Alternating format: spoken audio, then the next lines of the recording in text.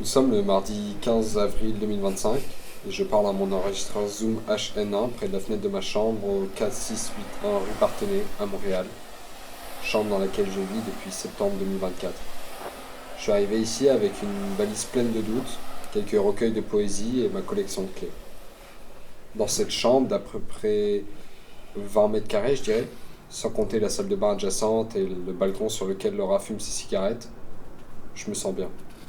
Je me sens bien au Québec. Dehors, il neige, sûrement pour la dernière fois de l'hiver.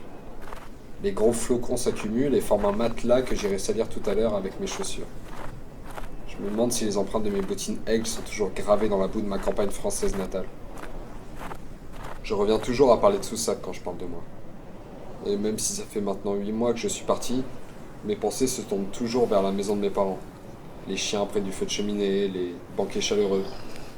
Je me demande parfois si mon départ de France est une promenade ou bien un exil.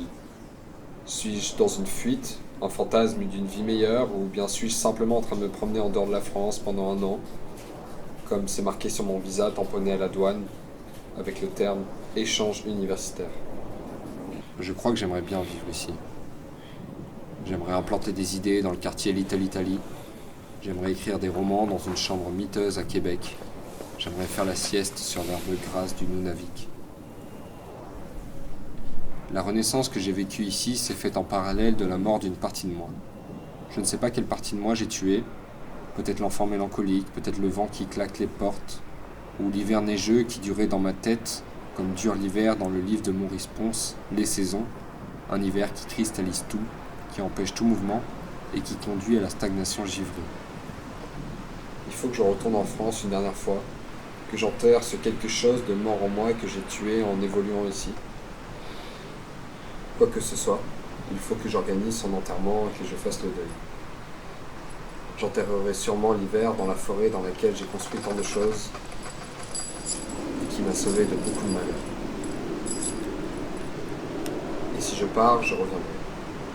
Après l'enterrement, je renaîtrai. Tout ça me rappelle Robert Walser, poète suisse des promenades, qui, en 1917, écrivait dans Promenade: être enterré là discrètement dans la terre fraîche du bois, ce serait sûrement doux. Avoir une tombe dans les bois, ce serait sûrement beau.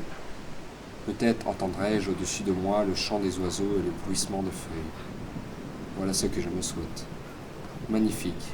Une coulée de soleil tombera dans le bois entre les troncs de chêne et le bois m'apparaîtra comme une douce tombe verte.